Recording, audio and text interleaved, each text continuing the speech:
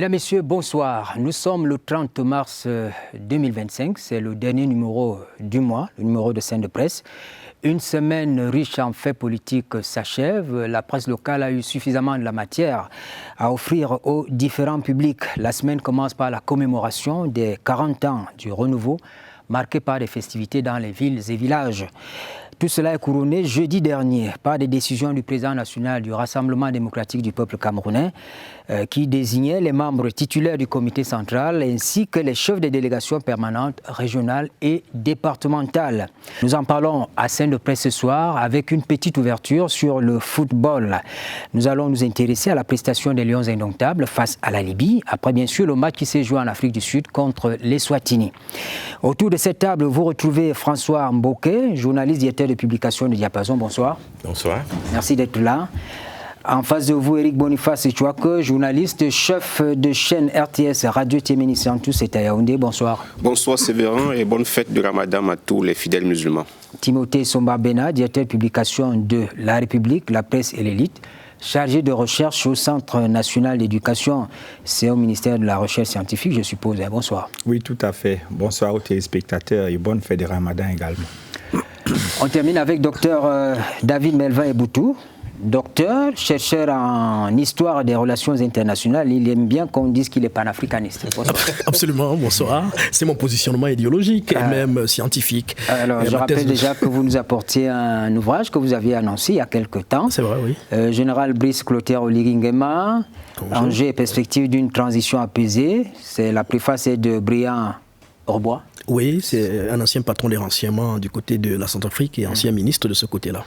Alors l'ouvrage, on va en parler peut-être à la fin de l'émission. Merci. Sympathie aux téléspectateurs de la CRTV. Avant toute chose, rendons hommage à nos vaillants soldats morts au front dans le combat qui est mené contre le terrorisme dans le bassin du lac Tchad. On l'a appris en parcourant le communiqué du ministère de la Défense du 26 mars dernier, je cite, « Une horde de djihadistes et terroristes lourdement armés et à bord de plusieurs véhicules tactiques légers a pris d'assaut le poste mixte des forces de défense et de sécurité de la localité de Wilgo. C'est en République fédérale du Nigeria, secteur 3 de la force multinationale mixte de la commission du bassin du lac Tchad. Le bilan provisoire, selon le ministère de la Défense, le bilan provisoire de cette macabre expédition est le suivant. Forces armées camerounaises, 12 militaires tués. Leurs corps ont été déposés à la morgue de l'hôpital militaire de région 4 à Maroua, une dizaine de blessés. Tous évacués à l'hôpital de la Renaissance de N'Djamena. Du côté des terroristes, il y a eu plusieurs assaillants neutralisés. Par ce communiqué, le ministre délégué à la présidence de la République chargé de la Défense a transmis aux familles des militaires disparus les profondes condoléances du chef de l'État, chef des forces armées, ainsi que ses vœux de prompt rétablissement aux blessés. Alors c'est triste ce que nous annonçons, mais il faut reconnaître que la mort de 12 soldats, 12 militaires camerounais en terre nigériane montre que notre pays est fortement engagé auprès de la force multinationale mixte dans le combat contre le terrorisme, une menace asymétrique. Docteur Eboutou. Absolument, permettez que je me joigne à vous pour adresser toute ma profonde compassion émue à l'endroit des familles des victimes, de nos soldats tombés sur le front. Quand je l'ai dit, effectivement, vous avez raison, il faudrait peut-être rappeler que la lutte contre le terrorisme est manifestement une lutte de longue haleine et ce drame que l'armée camerounaise vient de subir vient rappeler que nous devons rester en alerte. Parce que rappelez-vous, après quelques phases d'escalade qui a quand même vu la victoire de nos forces armées sur les terroristes qui étaient alors cachés dans la forêt de Sambisa, du côté de la région du lac Tchad, on avait cru que ce moment de désescalade, ce moment d'accalmie allait un peu durer, mais avec ce drame, cette attaque surprise à Vulgo, on vient simplement se rendre à l'évidence qu'en réalité c'est une lutte de longue haleine. Quand je l'ai dit, il me semble également qu'il faut poser quelques constats, et ce constat va davantage du côté de cette artillerie lourde qui est déployée maintenant par les terroristes de Boko Haram. On vous parle maintenant des drones qui sont entrés en jeu. Quand on a fait ce constat, cela veut dire que il faudrait peut-être aller au-delà de l'ingénierie militaire mobilisée jusqu'ici. Il faudrait, au-delà du renseignement également, travailler à voir dans quelle mesure couper les sources de financement qui viennent aujourd'hui en rescousse à ces forces du noir, là, ces forces terroristes, parce qu'on voit très bien que si on en arrive à utiliser les drones, cela veut dire, et je suis d'accord avec ce communiqué-là, qu'il y a manifestement des financiers, des financements qui viennent de quelque part. Et ces financements viennent d'où? Il faudrait qu'on s'y interroge, qu'on s'y attarde et qu'on sorte de cette hypocrisie qui entoure la diplomatie des relations internationales, qui veuille que, oui, nous voulons des partenaires occidentaux, nous voulons qu'ils nous accompagnent dans la lutte contre Boko Haram, alors que quelque part, ce sont certaines puissances occidentales qui se cachent derrière justement le soutien de ces forces obscures-là pour poursuivre et atteindre certains desseins. Si effectivement on veut continuer à décimer ce mouvement-là, il faudrait déjà s'attaquer à leur principale source de financement. Et cela nous demande quand même un peu de courage. Alors, Éric, Timothée, François, le moment n'est-il pas venu pour la communauté internationale de se mobiliser davantage pour un soutien financier conséquent permettant à la force multinationale mixte d'être plus efficace? On a vu le G5 au Sahel a montré ses limites. Est-ce qu'il ne faut pas recentrer le combat? Bon, moi je suis d'abord d'accord avec ce que David vient de dire. Et je crois qu'il faut se méfier du terme communauté internationale. Moi, je prends ce terme avec beaucoup de pincettes. Ce qui se passe, par exemple, dans les États de l'AES, avec la lutte contre le terrorisme, a suffisamment exposé aujourd'hui ce que c'est que le terrorisme. Vous demandez plus de moyens. Prenez seulement en quelque temps ce que les Occidentaux ont donné comme moyens militaires à l'Ukraine pour lutter contre la Russie. Absolument. Vous avez vu cela, le 10e de cet argent investi dans la lutte contre le terrorisme en Afrique? Non, ce n'est pas. Ça veut dire qu'il faut être objectif, il faut regarder la réalité en face et se dire qu'il n'y a pas une réelle volonté de vouloir éradiquer ce phénomène, comme David l'a dit, parce qu'ils ont des desseins inavoués, ceux qui sont derrière les financements, qui fournissent les moyens militaires conséquents à ces groupes hors la loi pour agir et perturber la sérénité des États et essayer d'obtenir de manière sous-évaluée ce qu'ils veulent et dans les conditions normales ils n'auraient pas obtenu. Donc il ne faut pas être dupe.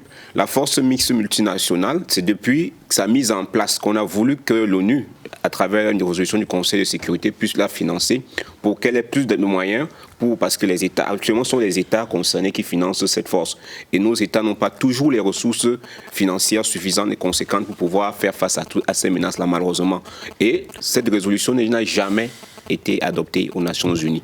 Ça montre qu'il n'y a pas une réelle volonté de soutenir ces pays-là, le Tchad, le Cameroun, le Nigeria, le Niger, qui essentiellement forme la force, dont les troupes forment la force multinationale mixte pour l'essentiel. Et cela veut dire également que ces pays, malheureusement, doivent pouvoir compter sur leurs propres ressources et peut-être aussi regarder tous leurs partenariats stratégiques pour pouvoir pas les révisiter, pour s'offrir des moyens stratégiques et militaires pouvant leur permettre de lutter efficacement contre Boko Haram et le terrorisme de manière globale. Mais il faut dire, l'ennemi ne dort jamais. Avant cette attaque, nous avons eu des signes. Vous savez, c'est le Tchad qui a d'abord été attaqué, qui a eu un bilan très lourd, amenant même le président tchadien à menacer de quitter la force multinationale. Parce que le Tchad, après des renseignements, effectivement, avait compris que la guerre n'est pas terminée contre le terrorisme, mais que certains États n'était plus actif pour continuer de mener la guerre. Le Tchad s'était donc retrouvé comme le seul acteur qui était encore très très actif. Et côté Cameroun, nous avons eu quand même ces derniers temps comme des alertes. Des gens qui arrivent par groupe, continuent de tuer des populations à l'extrême nord et prennent leurs biens, ils s'en vont. Ces alertes-là devraient nous prouver que l'ennemi n'est pas loin de nous. Comme on l'a fait pour d'autres secteurs, chaque année, on doit voter un budget conséquent pour pouvoir alimenter la force multinationale. Parce que cette guerre, elle sera longue. Les moyens militaires qui sont partis de la Libye sont encore dans ces forêts. Les moyens militaires qui sont partis du Nigeria avec celui qui nous attaquait régulièrement là, ces moyens militaires sont encore là. Les moyens militaires qui sont partis, voilà, les moyens militaires qui sont partis des États de l'AES, je ne suis pas sûr qu'ils soient tous repartis dans leur pays d'origine. Il est possible qu'ils se retrouvent là-bas, d'où vous voyez donc le nouvel équipement qui introduit des drones. Et vous savez aujourd'hui, avant c'était le corps à corps parce que c'est une zone sahélienne, mais aujourd'hui, avec des drones, on peut vous attaquer à plus de 500 mètres sans pouvoir se déplacer. Le Cameroun doit donc se doter aussi d'outils, et en fait quand je dis le Cameroun, tous les membres de la force multinationale, des outils de contrôle aérien par exemple, lorsqu'il y a un drone qui est déclenché et qu'on essaye de le voir et peut-être avoir une riposte qui va éviter des tristes sorts comme celui dont nous parlons. Alors, le quotidien, le jour, rapporte que l'État islamique a revendiqué l'attaque terroriste, comme d'habitude. Et on a vu également que l'ambassade des États-Unis au Cameroun a réagi à travers un communiqué. L'ambassade condamne fermement cette attaque terroriste, mais une opinion bien partagée pense qu'il faut aller au-delà de la condamnation. Il faut des armes à la force multinationale, mixte, pour qu'elle puisse combattre dans le terrorisme dans le bassin du lac Tchad. Et en cela, on voit les effets de la coopération militaire entre le Cameroun et la Russie depuis 2015. Moi, j'aurais une lecture un peu manichéenne de ce phénomène. Le premier constat que je fais est que l'impuissance de la puissance des États, de la force nationale de la force multilatérale, multinationale mixte, autant pour moi, est liée à une carence de souveraineté militaire. Nous sommes obligés de nous accrocher à la passerelle de la coopération, qui malheureusement souffre d'un problème, c'est l'insincérité. Parce que si on donne l'impression au public qui nous écoute que cette attaque est liée à une carence de moyens ou à un déficit de financement, ça veut dire que nous sommes finis. La vérité est que cette attaque est liée à une coopération qui est trouble, une coopération erratique caractérisée par des informations données de façon calculée, orientée ou désorientée et à dose très homéopathique. Nous sommes en coopération militaire avec les États-Unis, nous sommes en coopération militaire avec la France, nous sommes en coopération militaire avec la Russie. Qu'est-ce que nous attendons principalement de cette coopération militaire? C'est d'abord le renseignement, parce que ce sont eux qui contrôlent les images satellites. Est-ce que nous ne devons pas avoir notre satellite à nous? Justement, le Cameroun a fait un pas en lançant un programme spatial dont le budget des études de faisabilité a déjà été voté. Mais en attendant, que faut-il faire? Il faut mener une guerre agressive à Boko Haram. Pourquoi je l'ai dit? L'agronisation de la guerre ici, pour moi, renvoie deux messages. Ils recourent aux drones parce qu'ils n'ont plus suffisamment de ressources humaines. Puisqu'ils ne recrutent plus, les kidnappings ont cessé, ils font des incursions pour tuer, non plus pour recruter les jeunes, comme cela se faisait par le passé. Leur déficit donc en ressources humaines les oblige à mener une guerre d'avantage tactique avec les drones. Mais les drones, il ne suffit pas de les avoir. Il faut savoir s'en servir. Ça veut dire qu'ils ont des instructeurs occidentaux qui les forment à l'usage des drones. Et qui dit drone plus instructeur signifie mouvement. On achète les drones et des instructeurs viennent les former. On a donc besoin de tous les renseignements sur les mouvements qui se passent dans cet espace. Parce que ce sont ces mouvements suspects, ce sont ces mouvements funestes qui font qu'on peut mener une attaque contre nous sans que nous ne soyons au courant. Et voyez-vous, si on vous attaque et que l'attaque réussit, ce n'est pas toujours parce que vous êtes faible, mais ça peut être parce que votre adversaire a redoublé son niveau de puissance. Il faut donc que nous soyons proactifs comme eux en n'attendant pas qu'ils se réveillent. Il faut que les États de cette zone acceptent de façon officielle de coopérer avec l'AES. Parce que là-bas, nous voyons des résultats face au terrorisme et des résultats qui se bonifient par des prouesses économiques. Pourquoi nous faisons comme si l'AES était un pestiféré dans la zone, alors que chez eux, ça marche? Mais pour compléter, Timothée, ajouter quelque chose à ce que vous avez dit, il faut relever qu'il faut que chacun essaie d'abord de se débrouiller avec ses armes. En matière de renseignement, nous n'avons peut-être pas des satellites, mais nous pouvons, à travers des hommes de renseignement humain, procéder aux infiltrations et avoir en temps réel et pouvoir anticiper sur certains types de menaces. Ça, et c'est même pour ça que les équipes de la DGE participent ces guerres. Les Occidentaux ne peuvent pas faire ce travail. Et je crois que ce travail est beaucoup plus efficace que les renseignements satellitaires et autres. Donc, utilisons déjà ce que nous pouvons faire. Ça, c'est à notre niveau. Et ça peut permettre d'anticiper et de juguler plusieurs menaces. Je suis d'accord avec tout ce qui a été dit, d'autant plus qu'il faut bien intégrer le fait que le terrorisme, c'est un phénomène transnational. Il n'est pas national, donc on ne peut pas manifestement combattre ce que l'on voit là avec les forces locales uniquement. Au-delà du renseignement, il faut renforcer des synergies mutualisantes qui font que dans cette lutte-là, aujourd'hui dans la région du lac Tchad, il faut absolument travailler avec le Nigeria, avec le Niger, avec le Tchad. Donc, effectivement, c'est une piste comme celle rappelée par mon ami Essomba tout à l'heure. Voyons ce qui se passe là-bas et on voit très bien que s'il y a du résultat contre le terrorisme dans la grande zone du Sahel, de ce côté-là, c'est parce que le Niger, le Burkina Faso et le Mali se sont mis ensemble et mutualisent systématiquement leurs forces militaires pour arriver à un résultat. Je sors sur l'élément évoqué par Chouako tout à l'heure. Il a parfaitement raison. Au niveau du renseignement local, on vous a dit que les premières attaques, les premières infiltrations de Boko Haram dans l'extrême nord ces derniers temps, c'est fait à partir des éleveurs, par exemple. On vous dit que ces gars-là se sont infiltrés parmi les éleveurs, parmi les commerçants, et ont eu le temps d'observer, avant de replier, donner des informations stratégiques qui ont permis forcément à ce qu'on nourrisse un certain projet de frappe à partir des drones. Donc tout cela doit être coordonné, mais j'insiste sur le fait que cela doit se faire à partir d'une synergie des États aujourd'hui qui constituent non seulement de CBLT, mais qui constituent la force militaire qui fait partie de ce qu'on appelle la FMM aujourd'hui, la force multinationale mixte. C'est très important. Pour ajouter aussi quelque chose, je pense que pour ceux qui connaissent bien cette zone, le renseignement humain est très actif. Vous ne pouvez pas entrer dans un village sans que le chef ne sache qu'un étranger est entré. Je pense qu'il y a plutôt un manque de coopération active entre les autorités qui doivent veiller et puis les gens qui font le renseignement. Parce que le renseignement, ce n'est pas gratuit. Le renseignement n'est jamais gratuit. Demande des moyens, voilà. Donc il faut rémunérer ceux qui travaillent pour vous donner le renseignement, ceux qui travaillent, voilà, créer des groupes d'autodéfense. Travailler avec des chefs traditionnels, je pense qu'on pourra arriver à ne plus être surpris par les attaques. Et en 5 secondes, un petit élément qui nous rattrape toujours, le phénomène de la corruption. Parce que dans un espace comme celui-là, les éleveurs sont connus. On ne doit pas admettre de nouveaux éleveurs avec de nouveaux pâturages sans maîtriser qui ils sont.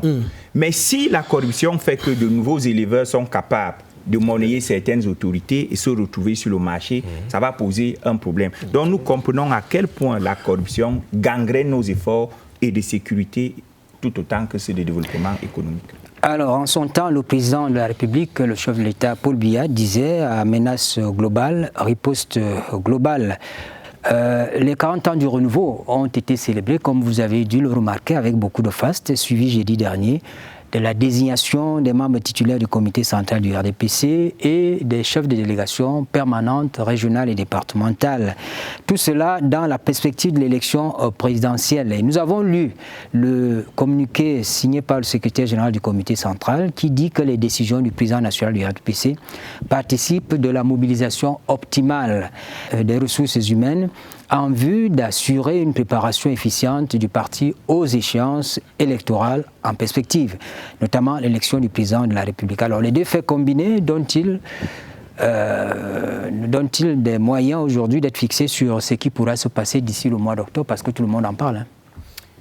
Bon, je prends la parole d'être en premier sur ce sujet pour d'abord noter que en prenant les actes du président national qui ont été publiés jeudi dernier, pour constater que cela montre manifestement qu'il n'y aura pas de congrès ni ordinaire ni extraordinaire avant l'élection présidentielle fixée attendue entre septembre et octobre prochain, suivant le calendrier électoral. Ça, c'est votre lecture. C'est ma lecture. Dans les textes, là, on ne parle pas du congrès. Parce que si il devait avoir un congrès entre-temps, parce qu'il faut savoir qui sont les délégués statutaires majoritaires au Congrès, ce sont des présidents de section. Il y en a 360. Mais Éric Boniface, je peux me tromper, en 2011, je suppose qu'il y a eu un congrès quelques semaines avant cette élection, donc ça peut se produire aussi. En réalité, les membres du comité central, il y a deux catégories. Il y a ceux qui sont élus, la majorité, et il y a une quantité qui sont désignés par le président national. Et elle, c'est la petite catégorie, la minorité. Et les délégués majoritaires au Congrès sont des présidents de section. Il y en a 360 au Cameroun, 17 à l'extérieur. Donc ceux-là, les présidents de section, sont statutairement les délégués au Congrès. Ce qui fait que normalement, ils auraient pu se réunir et au terme de la réunion, on renouvelle de manière globale le comité central. Mais le fait qu'on ait pu remplacer quelques-uns, et la plupart ce sont des gens qui sont déjà décédés, qui ont été, quand je lis un peu entre la ligne, on observe, c'est que ce sont des gens décédés qui ont été remplacés. On n'a pas touché le bureau politique pour le moment, mais on a touché le comité central. Cela, c'est pour l'efficacité sur le terrain, parce qu'effectivement, il n'y avait pas dans certaines... au niveau de la région du centre, par exemple, le regretté Somba n'était plus là, il fallait combler le vide. Et celui qui assurait l'intérim n'avait pas toujours l'étoffe politique nécessaire pour pouvoir s'adresser à ceux qui étaient, par exemple, les chefs de délégation départementale. Donc, il fallait combler ces lacunes. Vous aviez, par exemple, des membres du gouvernement qui se retrouvaient au premier plan, alors que d'un point de vue politique, ils n'avaient pas, je vais dire sur le plan légal, toute l'autorité nécessaire pour pouvoir agir dans leur zone d'influence ou pour amener au sein du RDPC toutes les voies nécessaires pour la victoire. Donc sur le plan stratégique, je comprends cette réorganisation, mais cela montre aussi que le Congrès pourrait ne pas intervenir avant l'élection. Malheureusement, parce que moi j'aurais souhaité qu'il y ait un congrès pour qu'il y ait un renouvellement profond parce que c'est depuis 2011, les mandats sont échus depuis 2016, même s'il y a eu des prorogations à partir des textes du bureau politique, mais on constate manifestement qu'aujourd'hui, le temps que les titulaires des mandats actuels ont déjà passé plus de temps dans la prorogation. Alors, Éric Boniface, je suppose que vous êtes militant de ce parti-là et donc ces revendications, vous savez où les adresser. Ce n'est pas les militants qui parlent. En tout cas, c'est ce que je constate souvent. Et beaucoup de militants, vous discutez avec eux, ils souhaiteraient. Vous avez beaucoup de présidents de section qui ont été élus 2 fois. Ils aspirent naturellement à être membres titulaires du comité central ou même membres suppléants.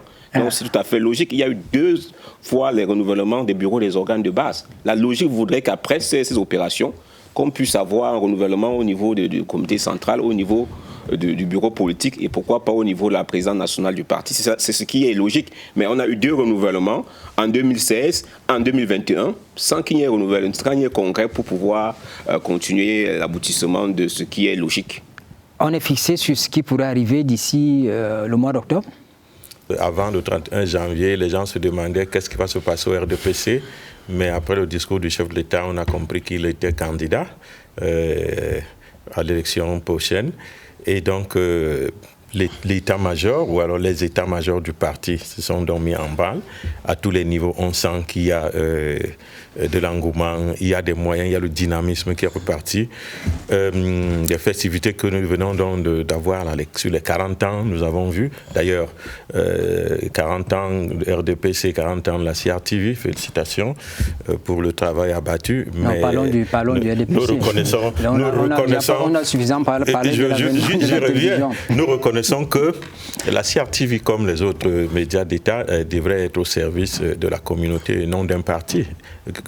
Cela va bien être le RDPC. Nous avons une semaine où on parle que vous ouvrez à 13 toutes les tranches d'information, c'est le même parti. Il y a là un déséquilibre qu'il faut sanctionner. Ce n'est pas normal. Je ne vois pas. Les autres partis ont aussi leurs événements, mais je ne vois pas un tel engouement. Le seul organe qui appartient au RDPC s'appelle l'Action. On peut faire là-bas tout ce qu'on veut, mais là où tous les Camerounais contribuent, on devrait quand même faire une sorte d'équité. François Lard de nous ramener. On a eu ce débat la semaine dernière. Vraiment, on a eu le débat de la place de la télévision, etc. Oui, là, nous sommes sur les 40 ans. Là maintenant, sur les 40 ans, présidentielle. Je me rends compte qu'avant d'arriver ici, tous les endroits où nous avons eu des bouchons sont des endroits où des poubelles ont coupé la route. On n'est pas capable de rouler parce que 40 ans après, des gens se sont beaucoup plus concentrés sur les festivités que sur le bien-être des Camerounais. Où est le niveau des citoyens? Nous avons vu le super maire dire presque de manière autoritaire au Premier ministre vous demandez qu'on aille débarrasser les ordures, il me faut 16 ou 18 milliards, je vais les trouver où? Mais oui, et cela, lorsque nous voyons les activités qui sont déroulées par le même parti, et nous voyons que plus de 100 milliards ont pu être mobilisés. Et on ne peut pas comprendre que là où le chef de l'État vit, à Yaoundé, en pleine ville, on ne puisse pas rouler parce que les ordures ont coupé la route partout. Et le Cameroun a toujours la chance d'avoir des richesses comme celle-là. C'est une richesse naturelle aujourd'hui, la poubelle. Mais est-ce que la communauté urbaine a pensé à cela? Parce que quand vous avez la poubelle, ne la voyez pas seulement comme des déchets. Aujourd'hui, il y a des déchets plastiques. Je vais vous dire qu'il y a une forte demande en matière de bouteilles en plastique, en matière de bouteilles en verre. Mais tout cela, vous voyez, dans les poubelles. Il y a une forte demande aujourd'hui en matière d'énergie. On pouvait l'utiliser. Il y a une forte demande au niveau de l'agriculture. Absolument. On pouvait utiliser ces déchets. Mais les gens sont concentrés. Parce que si on mettait seulement 100 milliards dans le traitement de ces déchets, dans les domaines que je viens de vous... Et il y en a beaucoup. Le Cameroun pouvait être non seulement un pays propre, mais vous ne perdez pas de vue le fait que le RDP, c'est une association privée. Hein. Ah ben oui, donc, c'est une association. Je ne sais pas si c'est cette association privée qui aurait dû enlever le poubelle à Yaoundé. Le Premier ministre est du RDPC, tout le monde est le maire de la ville, il est du RDPC. Merci pour cette brèche, parce que justement, il faut que les Camerounais sachent que le président Paul Biya accède à la magistrature suprême en 82. Il commet son ouvrage pour le libéralisme communautaire en 83 et le RDPC ne naît qu'en 85. Ça veut dire qu'on est capable de faire le bilan du renouveau en le détachant du bilan du RDPC qui n'est qu'un parti politique.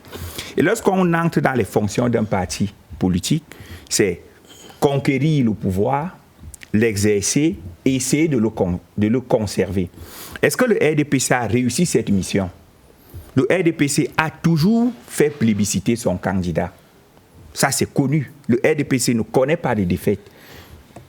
En 92, le RDPC a failli, mais ils se sont remobilisés, ils ont réobtenu la majorité au Parlement. J'aimerais dire qu'en Afrique aujourd'hui, il n'y a que 3 partis politiques de plus de 40 ans qui sont au pouvoir.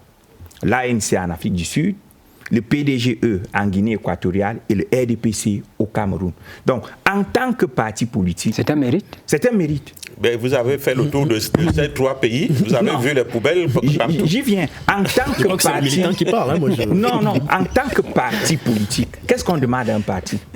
C'est de faire élire ses candidats et le RDPC, à ce niveau, assure au point d'être un modèle ou une référence dans le monde. Maintenant, non, je ne surévalue pas. Elle naît au pouvoir. Le RDPC n'a jamais cherché à conquérir le pouvoir. Le RDPC n'a jamais été dans l'opposition. Parce que s'il avait été dans l'opposition, je serais d'accord avec vous. Hein. Mais non. Un parti qui naît au pouvoir, qui n'a jamais connu l'opposition, qui a hérité du personnel, du patrimoine du parti unique, ne peut pas se vanter. Faisons toujours attention. C'est là que les amalgames sont dangereux. On parle d'un système monopartisan, à dauphinat constitutionnel, à un système multipartisan sans dauphinat. La compétition souffre. Il ne suffit pas d'hériter d'un patrimoine. Sans dauphinat constitutionnel? Il n'y a plus de dauphinat constitutionnel au Cameroun. Si vous avez le président de la CDC. Non, ce n'est pas le dauphinat là-bas. Dauphinat veut dire qu'une fois que celui qui exerce le pouvoir s'en va, quelqu'un automatiquement prend sa place et continue. Eric Boniface, ne m'égarez pas sur ces aspects qui sont techniques. Donc, le RDPC, le bilan du RDPC en tant que parti politique est un bilan éloquent.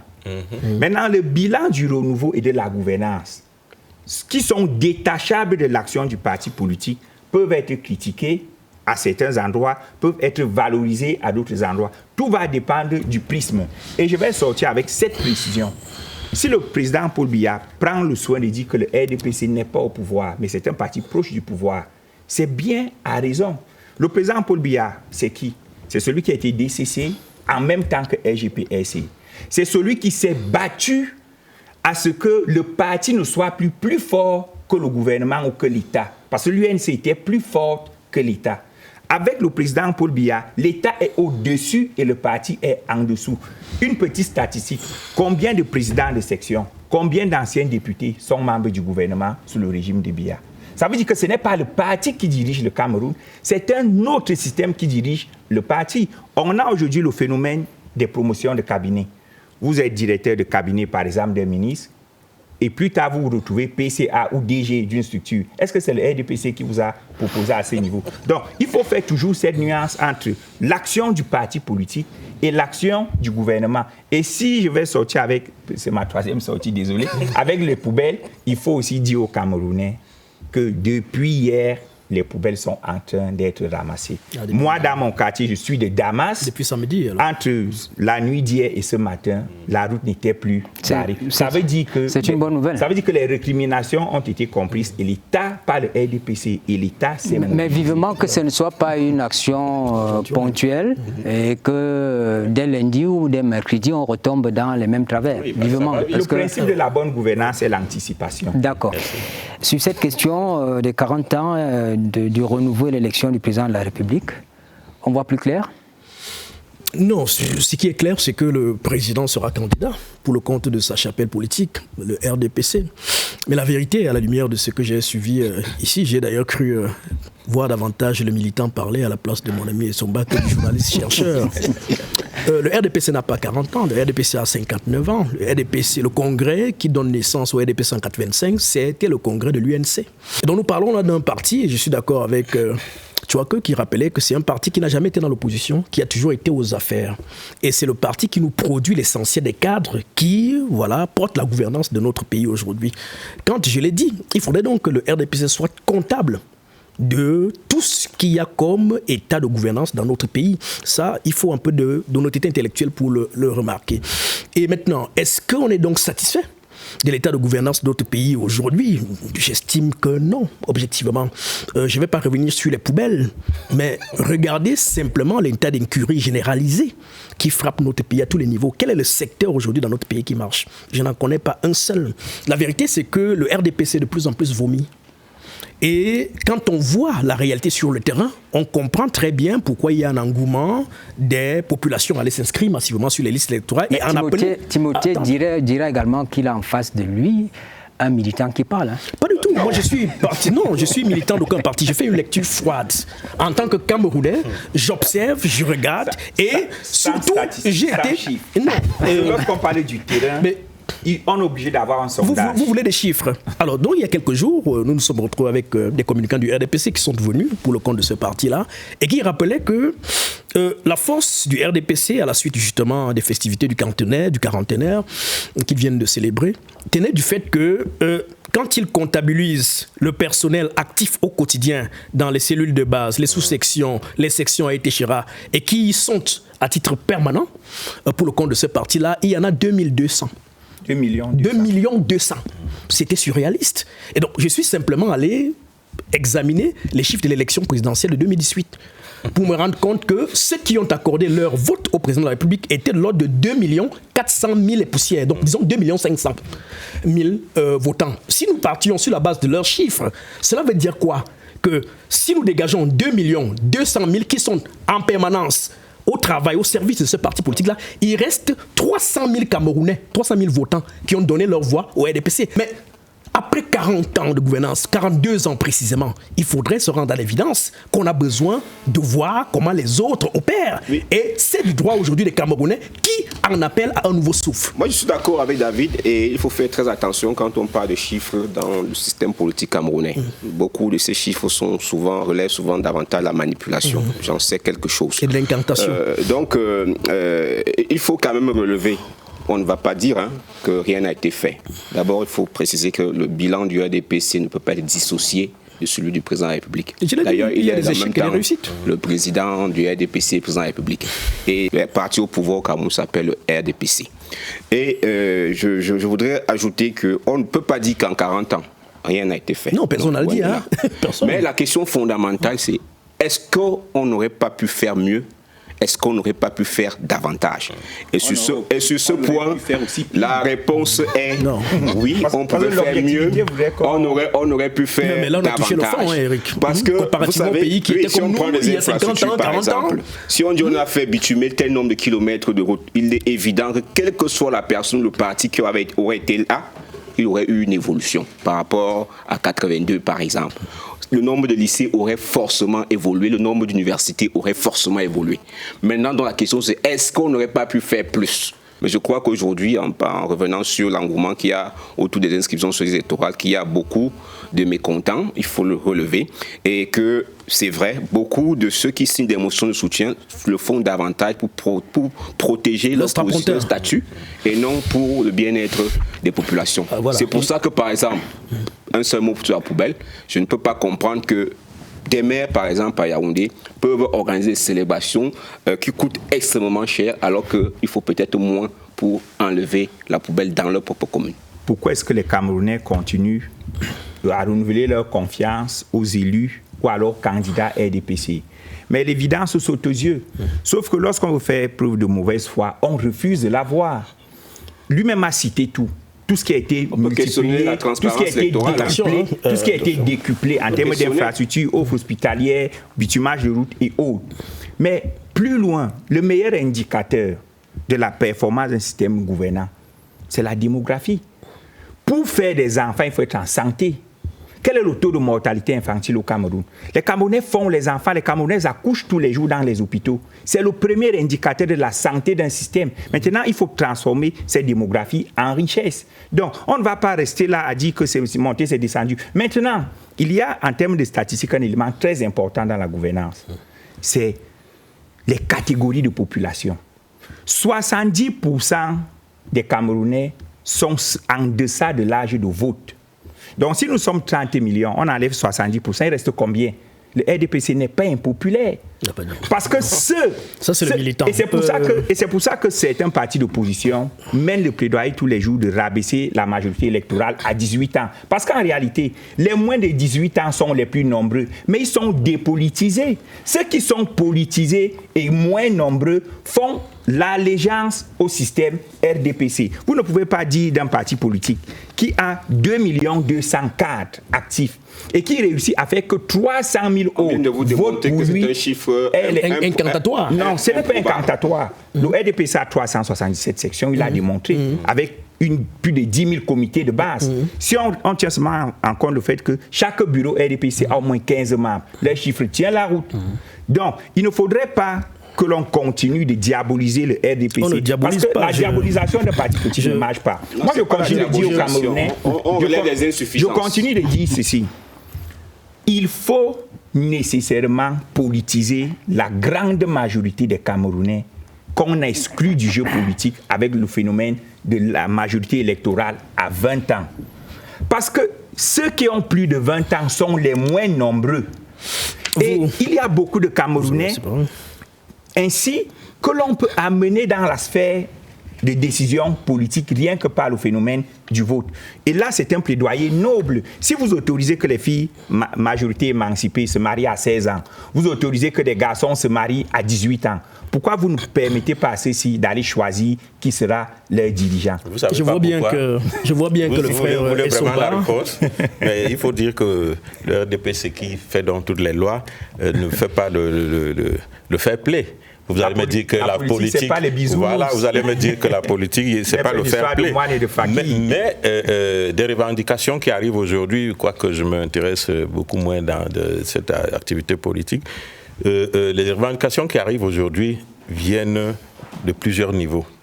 Déjà, baisser l'âge, et comme vous l'avez expliqué, c'est normal. On ne peut pas avoir la majorité pénale à 18 ans et toutes les autres majorités, et ne pas avoir la majorité électorale à cet âge-là. Il faut le faire. Il faut revoir certains goulots. Vous semblez dire que le RDPC gagne parce qu'il a les meilleurs candidats. Il faut voir les goulots qui ont été mis, les goulots qui ont été mis au niveau de l'ELECAM, au niveau de la justice, pour que le RDPC ne perde pas. Quand on contrôle l'ensemble de l'État. Ok, donne-moi une minute. Quand on contrôle l'ensemble de l'appareillage du système électoral, on a le beau rôle. Voilà. C'est-à-dire qu'à partir du Conseil constitutionnel, l'ELECAM, les administratifs, les ministères de l'administration territoriale, les sous-préfets et tout ce beau monde-là, quand on les a, alors on peut manifestement se satisfaire de la gouvernance actuelle. Non, vous communiquez bien et je crois qu'au sortir d'ici, on pourrait peut-être avoir un bon dans le parti. Mais ce que je dis, n'est-ce pas? Il faut voir le rôle que le MINAT Et ces gens jouent dans le processus électoral. Les sous-préfets, les préfets, les gouverneurs. En France, c'est le ministère de l'Intérieur qui organise. Vous n'allez pas faire cette mauvaise comparaison. Je pose la question dans le contexte actuel. Vous citez là le ministre qui est devenu membre du RDPC que ministre de l'administration politique territoriale. Qu'est-ce qu'il fait avec d'autres candidats? Donc, il pense que le dynamisme, la popularité peut être nuisible à son candidat. François, vous êtes d'accord que si le MRC n'avait pas boycotté les élections de 2020, dans le même contexte, il aurait eu des élus à l'Assemblée nationale. Au moins un groupe parlementaire. Oui, il aurait et comment ça se passe avec tout ce que vous décrivez, qui soit malsain? Je veux dire que l'UPC, s'il te plaît, mon jeune frère, l'UPC qui a porté plainte et gagné, qu'on ne reconnaissait pas une frange jusqu'à la Cour suprême, le PCRN a fait la même chose, mais on a vu lors des manifestations du RDPC. Vous invitez escalité ces personnes-là. Ce n'est pas de la provocation, ça veut dire que même les lois du Cameroun... François, vous ne répondez pas à ma question. Oui, ma question est de savoir comment... Est-ce que vous pensez que si le MRC n'avait pas boycotté les élections de 2020, il aurait eu des... C'est une stratégie. Même si le système est mal ficelé. C'est une stratégie. La politique, c'est comme votre entreprise, c'est une stratégie. Qu'est-ce que le MRC cherchait aux élections de 2018? Est-ce que le MRC, est-ce qu'il l'a eu? Il peut dire oui, il est devenu deuxième et on a vu la popularité.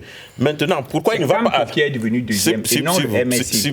L'élection présidentielle, ce n'est pas un rendez-vous entre les partis politiques. C'est le rendez-vous entre un homme et un peu. N'empêchez pas la popularité d'un candidat n'emporte pas la popularité de son parti. Non. Laissez un peu. Vous n'allez pas nous distraire. On a compris ce que François voulait dire. Le MRC a vu une stratégie d'adoubement de ce qu'il déplorait. Ça veut dire que les lois qui sont mauvaises, qui sont à parfaire, nous venons de dire ici quelques goulots.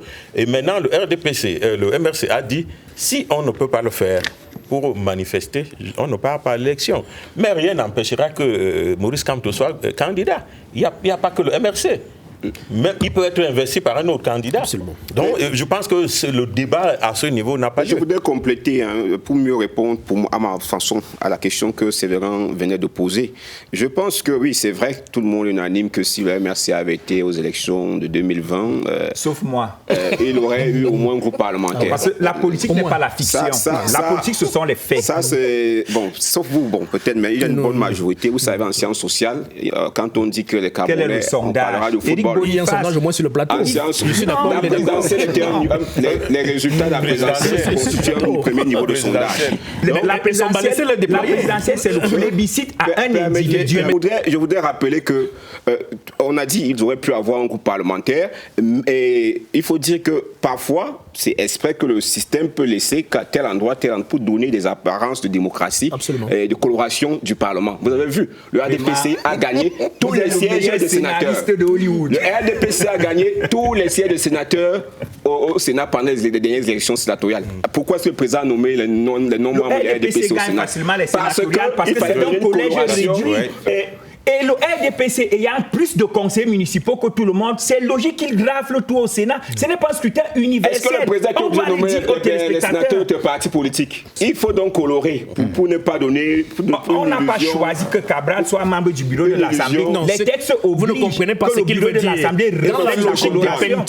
Dans la logique des peintures démocratiques qu'on a au Cameroun, les textes qu'on fait même au président lui donnent le pouvoir de nommer, pour donner cette coloration-là. C'est d'ailleurs pour cela qu'on retrouve des sénateurs nommés, qui viennent combler les vides dans certaines parties du territoire pour justement qu'on donne l'impression qu'il y a une démocratie. Tous les sénateurs nommés ne sont pas membres de partis politiques. On va écouter quelques responsables du comité central du RDPC, des responsables titulaires du comité central qui ont été désignés.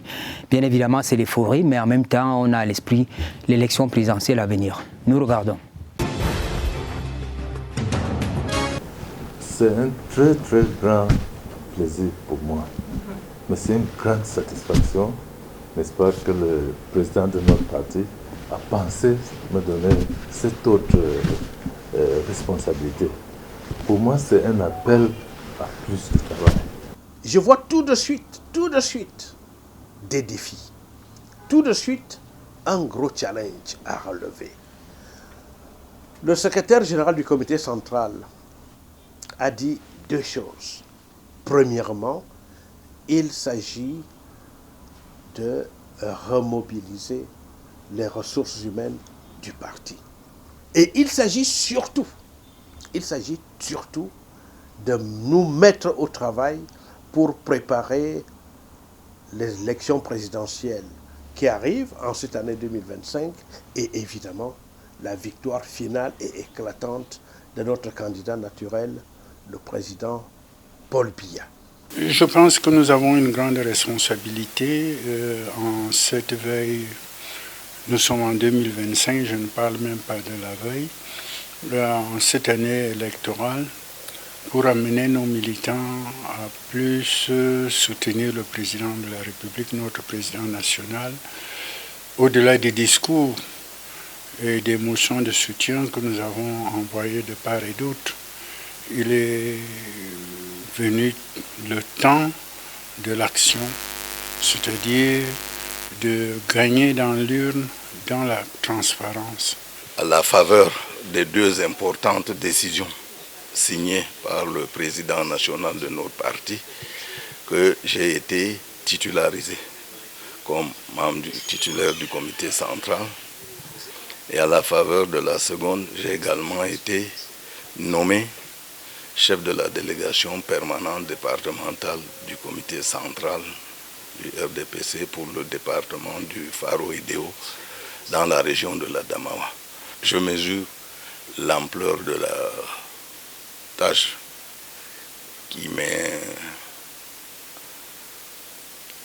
qui désormais sera la mienne, à savoir mobiliser, battre le rappel de troupes pour que notre champion, notre candidat, s'il venait à nous répondre par oui, j'accepte, que nous fassions l'essentiel. Ça donne de la fierté. Quand vous faites du militantisme, moi j'ai commencé à militer étant à l'université. J'ai toujours continué à militer. J'ai été chargé de mission à plusieurs reprises. Bon, je faisais du militantisme. Maintenant, le chef de l'État me désigne membre du comité central. Bon, je me sens très honoré. Et je ne pouvais pas espérer une telle distinction, donc je suis très très content de cette désignation. Et maintenant, je dédie cette désignation à l'ensemble des militants et militantes des différents organes du RDPC de la vallée du Nthème.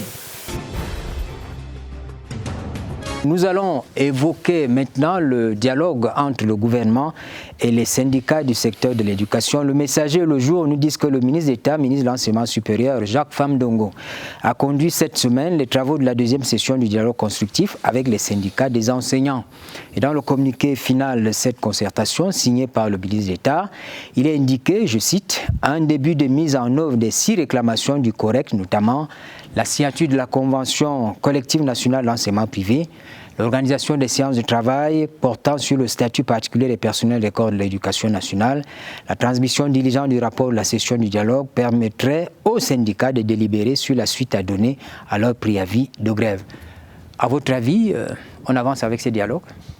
Je crois qu'il faut discuter, parce que comme disait le penseur chinois, toutes les crises finissent là où elles n'auraient pas dû continuer, c'est-à-dire autour de la table. Et je crois que discuter déjà, tendre la main, est déjà un préalable pour au moins empêcher que les goulots de tension n'explosent. Quand je l'ai dit, il faut déjà reconnaître qu'il y a une véritable tension, une véritable crise qui commence à être ouverte dans le secteur de l'enseignement dans notre pays. Il y a quelques jours, souvenez-vous, le secrétaire général des services du Premier ministre a rendu public une liste qui porte d'ailleurs à 5000, près de 5000 agents de la fonction publique qu'on a radiés des effectifs de la fonction publique. Et quand vous examinez cette liste-là, il y a entre 80 et 85% qui font partie de l'effectif des enseignants. Alors, d'où vont ces enseignants-là? Pourquoi partent-ils?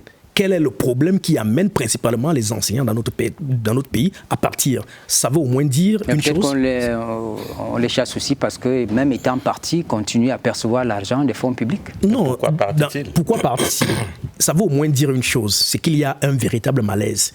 Et je crois que ce malaise... Est-ce que le malaise est seulement dans le secteur de l'éducation? Pourquoi les autres secteurs... Non, je crois qu'il est davantage prégnant dans ce secteur-là. Et c'est d'ailleurs même que le dialogue est plus constructif dans le secteur de l'éducation qu'ailleurs, parce que les médecins et les autres, ils ont les mêmes problèmes. Dans tous les cas, les griefs portés à l'attention... Il n'y a pas une sorte de surenchère dans... Je ne pense pas, parce que de la quarantaine de syndicats que l'on connaît, il y en a eu, je crois, une vingtaine qui se sont retrouvés... 27 précisément, qui sont retrouvés auprès des membres du gouvernement.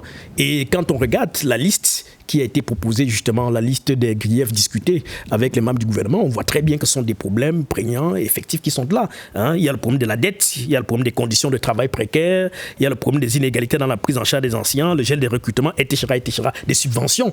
Donc, tous ces problèmes-là sont des problèmes palpables que les enseignants connaissent. Mais donc, je crois qu'il faut non seulement prendre en compte ces griefs-là, mais également commencer à trouver des solutions efficaces, des solutions qui non seulement rassurent, mais également amènent l'enseignant à penser qu'il est un peu valorisé dans notre pays. Parce qu'en réalité, cela part de là. Quand on a l'impression qu'au sorti des écoles de formation, l'administrateur civil, n'est-ce pas, qui est peut-être entré avec le bac, on parle de secrétaire d'administration, qui est entré peut-être avec un baccalauréat, est mieux valorisé que parfois le masterisant, celui qui sort avec un master de l'école normale, celui qui sort de là avec un bac +5, ou même que le douanier qui entre avec le BPC est plus valorisé au sortir de cette école de formation que le gars qui sort en biochimie avec bac +5. Il y a des questions. Donc, que l'État donne le rôle qu'il faut à l'enseignant. Il y a des questions qui trouvent aussi des réponses dans le choix que l'on fait de sa vie, de ce qu'on veut être. Non. Je ne pense pas que quand on décide de devenir enseignant, on sait le parcours qu'on a à suivre. Non, bien entendu. Quand on choisit d'être douanier, on se donne les moyens d'être douanier, on sait le parcours. Vous savez qu'au-delà de se plaindre au bout de la chaîne? Non, vous savez, Séverin, nous sommes au Cameroun, nous ne sommes pas des Tchadiens. Vous savez qu'au-delà du fait qu'il y a une vocation dans notre pays, il y a des besoins conjoncturels, des logiques conjoncturelles qui font qu'après avoir tout fait, après avoir vu que dans une liste de l'ENAM, il y a les mêmes noms à la différence des prénoms qui changent, on peut aller s'accrocher sur les serpents pourvu qu'on vive un peu. Vous savez que ce sont les logiques au Cameroun.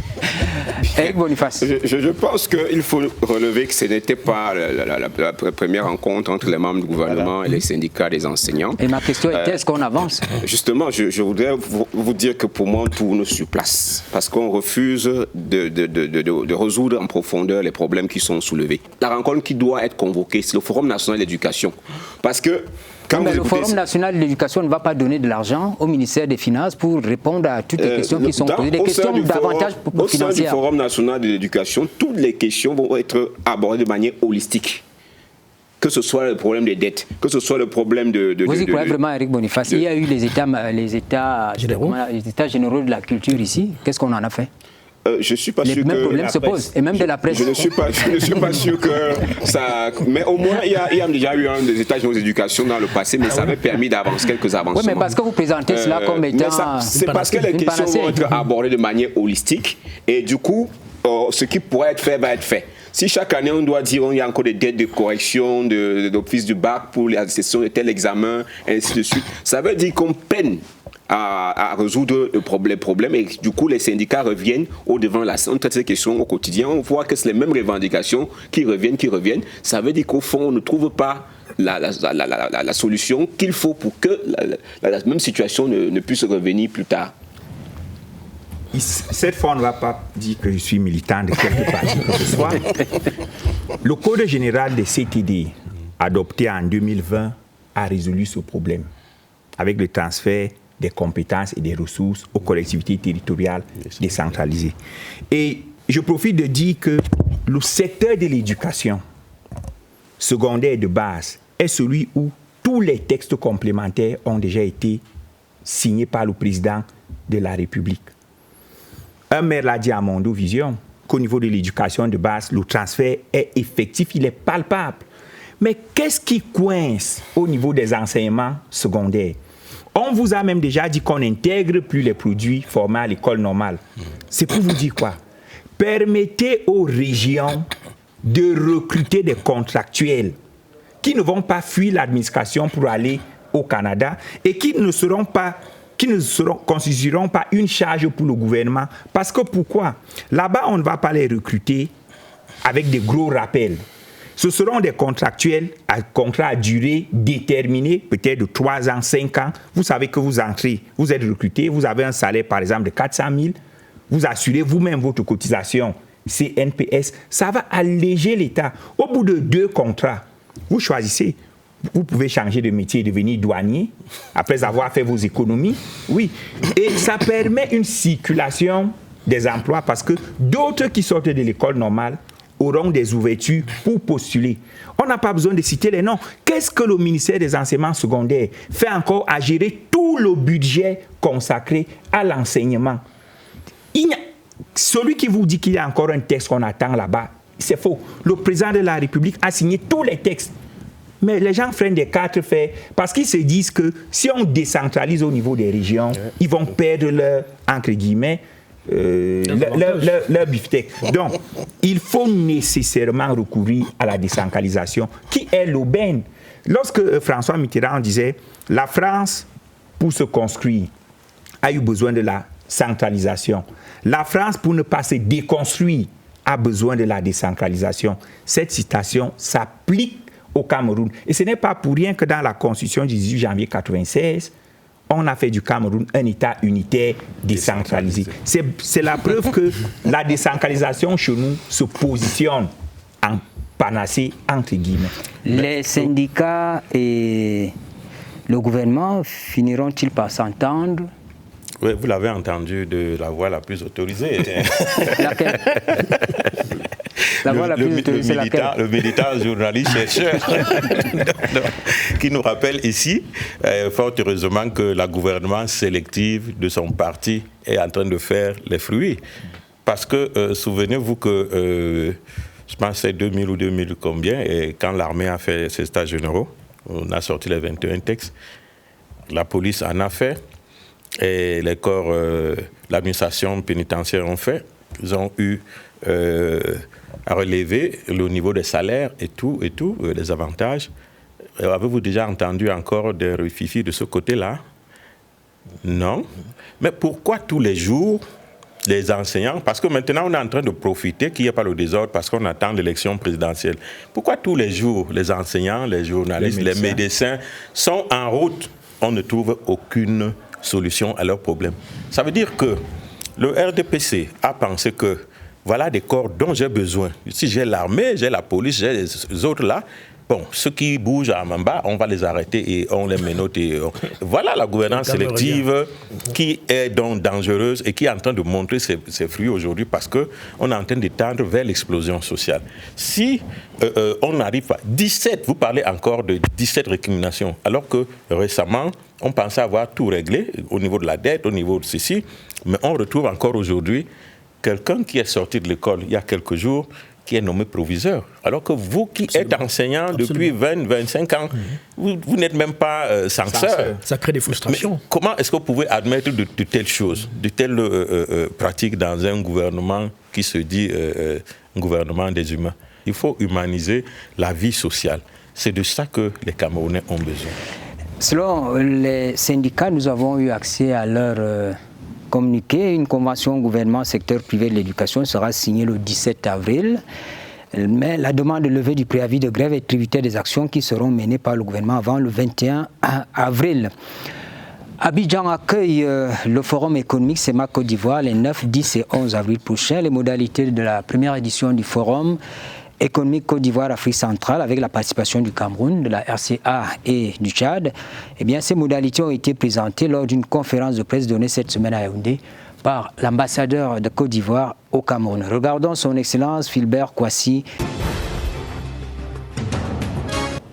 Ces 4 pays ont décidé de renforcer leurs relations économiques et commerciales. De façon concrète, nous travaillons de commun accord, de concert, à signer à l'occasion des mémorandums d'entente en ce qui concerne la protection des investissements et aussi la non-double imposition. Ce sont deux instruments de coopération qui facilitent et ont pour objectif de soutenir les investissements entre ces différents pays. Nous abordons le dernier sujet de ce soir. Nous parlons des éliminatoires de la prochaine Coupe du Monde de football. Le Cameroun a battu la Libye 3-1, c'était à Yaoundé. Et après la prestation des Lions indomptables face à l'Eswatini, le match de mardi dernier au stade Mfandina a-t-il, à votre avis, dissipé les craintes que les Camerounais avaient? Non. On ne peut pas dire que les craintes ont été dissipées parce qu'il y a un environnement qui est là. Souvenez-vous que la veille, il y a eu quand même une sortie des Lions indomptables à travers la voix de leur capitaine. Cela montre qu'il y a des problèmes profonds qu'il va falloir régler autour de cette équipe nationale. Et on voit que la manipulation continue dans l'espace public concernant justement les Lions indomptables. De manière très très juste aujourd'hui, il faut d'abord dire aux Camerounais que le pays n'est pas éliminé.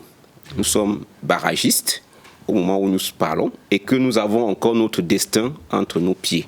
Donc nous avons encore tout notre destin, nous pouvons encore être qualifiés. Nous ne sommes pas éliminés, du moins, comme certains ont voulu faire passer comme message au sein des réseaux sociaux. Et on voit bien que la difficulté qu'il y a entre la Fédération camerounaise de football et le ministère des Sports et de l'Éducation physique depuis la désignation de Marc Brissomont, même si on sait que les conflits ont commencé avant même l'arrivée de techniciens belges, on voit que cette difficulté perdure et même s'amplifie. Les joueurs ont souhaité que l'assistant du coach Joachim Mununga soit sur le banc. On voit qu'il ne l'est toujours pas. Rien ne garantit qu'au prochain regroupement, il le sera.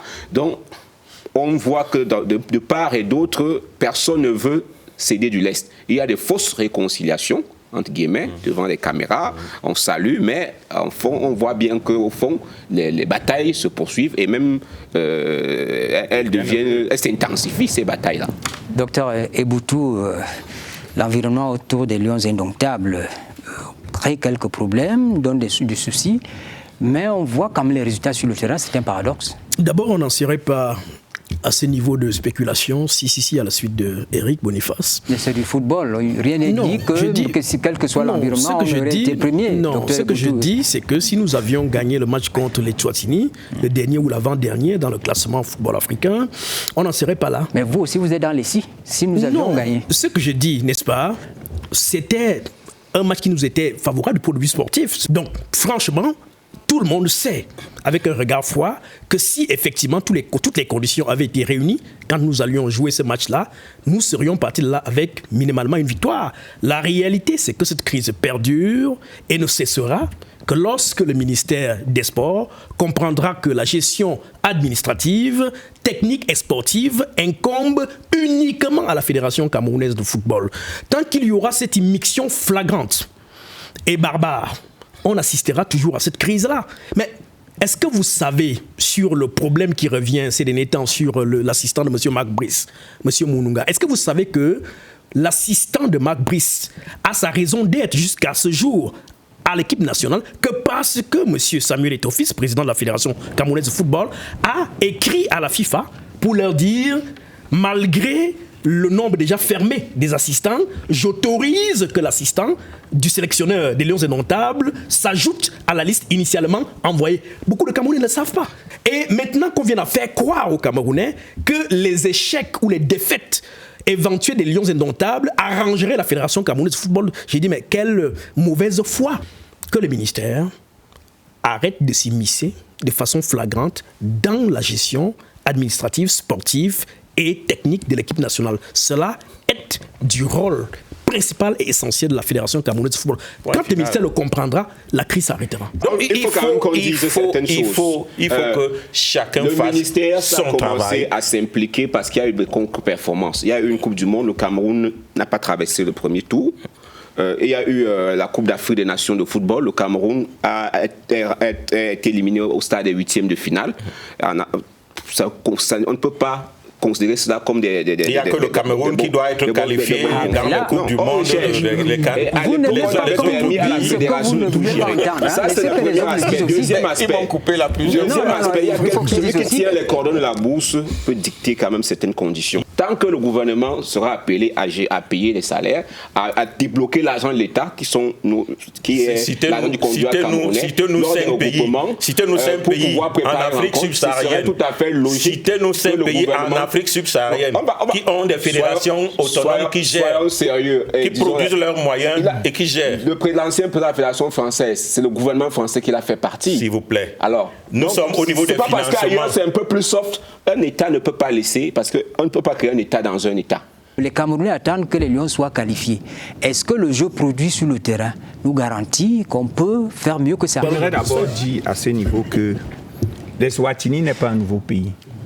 Eswatini, c'est le Swaziland qui a changé. Et que le Cameroun s'est toujours difficilement imposé face au Swaziland à domicile. On les gagne toujours ici. Le classement FIFA, les positions où? Non, ce n'est pas un problème de classement FIFA. Le Lesotho a battu le Nigeria 2-0. Le Lesotho. Non, ben, il faut et c'est le Nigeria qui nous a éliminés à la CAN. Ce n'est pas une foule de guerre. Je suis dans le sportif. C'est ça le sportif, justement. Le Cameroun n'est pas une foule de guerre, quand même. Avec Valérie Nicolati. Les autres viennent aussi dans cette compétition gagner. Pourquoi vous estimez que nous devons toujours gagner? C'est vrai. Sur ce sujet particulièrement, j'ai tenu à les écouter religieusement. Et moi, je fais l'effort de ne pas rentrer dans le politique. Je reste dans le sportif. Le Cameroun, avec Valérie Nicolati, journaliste de formation, a battu la grande Argentine de Maradona sur un coup de tête de François Mambi. Donc le football connaît des trajectoires erratiques des grandes nations. Tout réside dans le potentiel que l'on peut mobiliser et réinventer pour obtenir les victoires. Je n'aime pas cette comparaison parce qu'on peut me taxer d'appartenir à un groupe, mais ce sont les faits. Et les faits sont sacrés. Nous partons d'une gestion du football pendant 3 ans, sans immixtion aucune de personne, où la FECAFOOT gérait tout. Mais nous avons été battus par l'Ouzbékistan. Nous avons été battus par la Namibie. Nous étions incapables d'enchaîner 2 nuls. C'était défaite, nulle, une victoire en 4 matchs. Ça veut dire quoi? On doit donc se complaire dans l'atmosphère actuelle. Aujourd'hui, avec la nouvelle gestion du football, on doit se complaire avec la nouvelle gestion du football, qui, selon la loi, l'article 171 de la circulaire portant exécution de la loi des finances, dit que le ministère des Sports gère tout l'argent qui est mobilisé par l'État. Je n'ai plus vu un hôtel porter plainte à la fédération pour non-paiement de factures. Les primes des joueurs sont payées en avance. Ce sont des petits éléments qui font que le groupe peut évoluer sainement. Et qu'est-ce que j'observe dans le groupe de Marc Brice? C'est 10 matchs sans défaite. Ce sont des faits.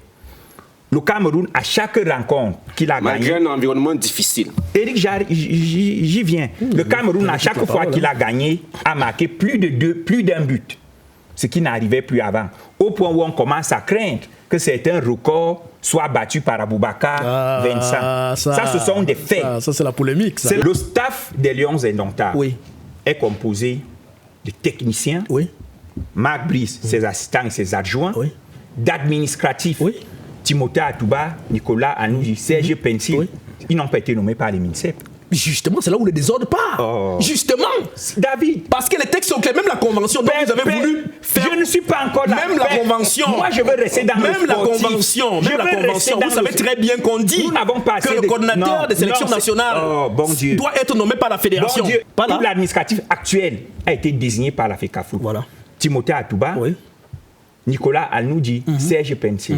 Ça veut dire qu'aujourd'hui, les Lions Indomptables ne sont pas gérés uniquement que par le ministère.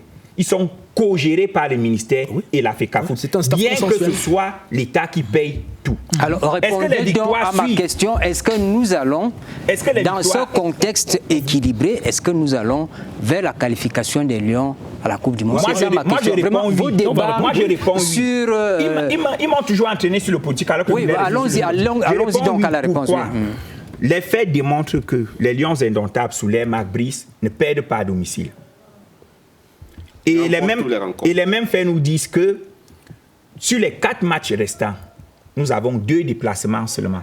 Praia pour le Cap-Vert et le Kenya. Les 2 autres matchs, Angola... Pour l'île Maurice. Pour l'île Maurice, autant pour moi. Bref, sur les 4 matchs restants, nous avons 2 ici et 2 déplacements. Dès que nous battons le Cap-Vert, ce qui me semble logique au vu du score du match aller, c'est l'adversaire que nous avons le plus dominé, 4-1. Donc dès que nous battons le Cap-Vert, nous sommes tranquilles pour assurer notre qualification. Donc tout ce que le peuple camerounais a fait aujourd'hui, c'est de recréer l'union sacrée autour des Lions indomptables. L'union sacrée qui nous a permis de vaincre l'Algérie à Blida, qui nous a permis d'aller gagner des CAN au Nigeria alors que Djedji Okocha avait dit que la CAN ne bouge pas. Donc moi je fais un appel à l'union sacrée. Aussi, non voilà. Donc moi je voudrais dire, nous sommes 2e, hein. Nous sommes 2e. Mais pas éliminé. Attention, nous sommes 2e. Barragiste. Nous sommes 2e pour le moment. Oui, et il y a un premier. Et il faut dire que l'autre ne dort pas sur ses lauriers également.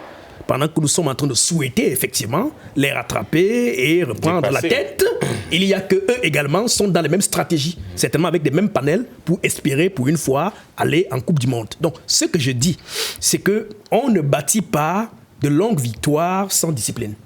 Et cette discipline-là se crée dans un environnement favorable, sain. C'est pour cela que malgré tout ce que vous voudrez, mon cher ami Séverin, on reviendra à en appeler justement au fait que chaque entité fasse son travail et que le respect des prérogatives de l'autre notamment les joueurs. Non, pas la FETF. Il a parlé d'entité, pardon, il n'a pas cité. Chaque entité fasse son travail et respecte le cadre des prérogatives de l'autre. Si on part sur cette base saine-là, croyez-moi, les victoires vont venir. François, il y a des chances 3 ans, il n'y avait pas de victoire. Et pourtant, il y avait ce respect. Non, c'est François qui a la parole. Il y a des chances que nous soyons qualifiés. C'est vrai que à un moment, on a envie de quitter même le football, de plus suivre, parce qu'on a des problèmes de conscience. On risque même d'y perdre sa vie, parce que vous passionnez les débats. Les débats sont tellement passionnés et ils dépassent même le niveau intellectuel. Mais je pense que les Camerounais l'ont déjà prouvé plusieurs fois. Personne ne savait qu'on allait rapporter la Coupe d'Afrique au Gabon. Nous étions partis en dernier, mais on a ramené la coupe. Donc je dis qu'on a cette habitude que lorsque nous sommes face aux grands défis, les joueurs prennent conscience et puis ils se dépassent et on arrive à gagner. Maintenant, ces joueurs ne peuvent gagner que s'ils ne vont pas s'asseoir pour dire qui doit faire quoi. Ils doivent être exécutants, ils doivent faire leur travail. Chacun doit savoir sa place. Ce n'est pas aux joueurs de choisir, la tâche venait aux joueurs de choisir son entraîneur. On l'aurait dit dans les textes. Donc je pense que c'est cet embryon qu'il faut. Était souvent assis, s'il vous plaît, je vous ai écouté. Des interprètes se sont souvent assis sur ce banc de touche. Je vous ai écouté. Moi, je n'ai pas vu souvent des joueurs se lever pour aller dire nous voulons que tel soit notre entraîneur. Je pense que c'est la première fois que je le vois. S'il vous plaît. Les joueurs n'ont pas choisi l'entraîneur. Les joueurs exigent dans la solidarité des derniers que tout leur staff soit assis sur le banc. C'est un débat qui ne m'intéresse pas. Non, ce sont les faits. Timothée, laissez François terminer. C'est un débat qui ne m'intéresse pas. Parce que quand je vois l'apport du football dans ma vie, c'est zéro. Laissez-nous en parler parce que le football nous apporte beaucoup. C'est zéro. Donc quand j'en parle, c'est pour vous amener, c'est-à-dire pour vous permettre d'engranger beaucoup plus de plus-value. Parce que si nous n'avons pas une organisation qui est sereine, nous n'aurons pas des joueurs qui iront jouer. Parce que si vous avez vu récemment au stade ici, il y a des joueurs qui, lorsqu'ils entraient, étaient hués. Le Cameroun a le meilleur potentiel de joueurs que tous les autres pays de son groupe. Absolument. Vraiment sur le plan de la valeur intrinsèque des joueurs. Il faut tout simplement, d'ailleurs, les résultats de Marc Brice, il peut s'en vanter grâce à la qualité de ses joueurs. Parce que s'il avait été avec des joueurs beaucoup plus moyens, je ne suis pas sûr que dans un tel environnement, il sera à 10 matchs sans défaite. Donc, je pense sincèrement qu'il y a eu beaucoup... Ce n'est pas la première fois qu'il y a des conflits entre la tutelle et la FECAFOOT. Et chaque fois, ça nous a souvent été même profitable. On a souvent remporté des CAN dans ce type d'environnement. En 2008, la FECAFOOT n'était pas en nouvelle entité avec la fédération, avec du fait du contrat de recrutement de Otto Pfister, mais nous sommes allés jusqu'en finale. La FECAFOOT n'avait pas empêché. Parce que là, il y a des éléments d'empêchement. Voilà. Aujourd'hui, on regrette seulement qu'il y ait ces éléments d'empêchement. Parce que oui, la FECAFOOT engrangera beaucoup d'argent si le Cameroun se qualifie, 7 milliards de francs CFA, mais on a l'impression que la FECAFOOT met des barrières pour obtenir le départ du coach. Elle a d'abord fait quoi avec les 7 milliards de la Coupe du Monde au Qatar? Voilà le problème. La FECAFOOT a fait quoi avec les 7 milliards de la Coupe du Monde au Qatar? Je suis sûr qu'avec leur sortie va les surmotiver et pour se qualifier. Parce qu'une Coupe du Monde pour ce qu'il faut dire, Eric, c'est que les Lions indomptables doivent se concentrer de jouer au football parce que ce sont des techniciens et leur tutelle principale, c'est la fédération. Qu'ils ne fassent pas de la politique, c'est comme Bokeh disait. Qu'ils cessent de se laisser instrumentaliser. Parce qu'il n'y a même qu'ils pas se de concentrent matériel. sur l'aspect sportif et technique. Et de ce point de vue-là, leur tutelle technique et sportive, c'est la fédération. C'est tout. Qu'ils arrêtent de se faire instrumentaliser. La FECAFOOT existe parce que l'État du Cameroun a signé une convention en 1959 avec la FIFA. Et la FIFA a dit à l'État du Cameroun, pour que nous n'ayons pas toujours à nous asseoir, envoyez-moi quelqu'un qui sera à la courroie de transmission en tant que mandataire. Donc, la FECAFOOT, en principe, est le facilitateur mandataire de la volonté de l'État du Cameroun auprès de la FIFA. Elle se positionne donc en tant que telle. Alors, Général Brice Clotaire Oligui-Nguema, en perspective d'une transition apaisée, c'est déjà dans les kiosques? Absolument, depuis au moins 4 mois.